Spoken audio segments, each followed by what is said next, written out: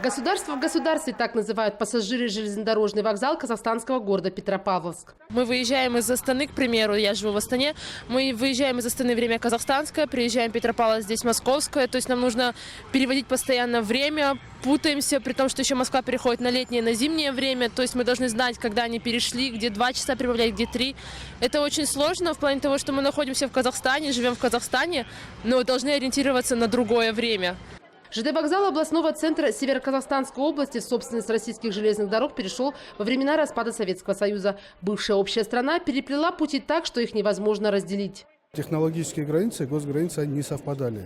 Мы произвели обмен 5-6 лет назад участками границ нетранзитными. На данный момент, в ближайшие несколько лет, мы не планируем, но эту работу ведем.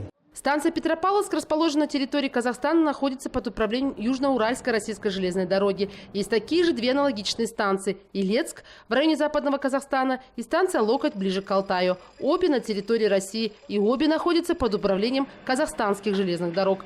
7 лет назад между странами был подписан протокол, по которому должен был произойти обмен спорными участками дорог. Процесс занял 3 года, и в итоге пришли к тому, чтобы оставить все как есть. Обмен коснулся лишь участка в 500 километров. Это транзитный участок Транссиба. Если мы сейчас будем говорить о том, что этот вокзал и участок должен быть казахстанским, российская сторона имеет планы построить в обход дорогу. Тогда этот участок не будет нужен. Там в основном более 95% грузов и поездов проходят транзитом из России в Россию через Казахстан.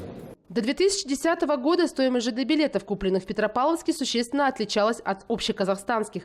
Тарифы российского перевозчика были дороже. После достигнутых переговоров ситуация изменилась, но билеты на поезда казахстанских железных дорог в здании вокзала так и не продают. Их можно приобрести с процентной накруткой в кассах турагентств, расположенных в ларьках напротив. Но больше всего проблем возникает у пассажиров с онлайн-билетами.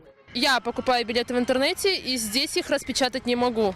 Я пришла на вокзал, спросила, мне сказали, что аппаратов, которые распечатывают билеты, купленные онлайн на Казахстан-Темиржолу, они не распечатываются. Меня отправили в кассу, которая находится около вокзала, то есть даже не в самом вокзале. Там мне тоже не смогли распечатать билеты, они мне предоставили справку о том, что я оплатила билеты.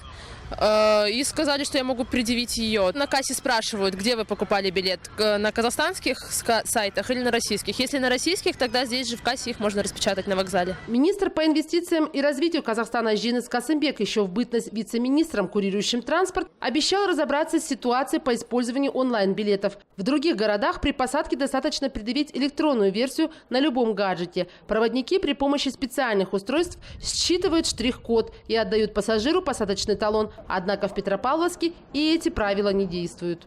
С электронными билетами мы будем разбираться. Но другие билеты вы можете купить и с этой станции в любую точку Казахстана поехать. Ограничений нету. Вокзалы и аэропорты во всех государствах имеют статус стратегических объектов. Пока между Казахстаном и Россией сохраняются дружеские отношения, волноваться вроде бы не о чем. Но риторика российских деятелей и скандальных политиков в отношении северных регионов Казахстана время от времени заставляют задуматься о том, как распорядиться собственник вокзала Петропавловска при непредвиденных обстоятельствах. Айнур Коскина, Ганизат Оспанов. Настоящее время.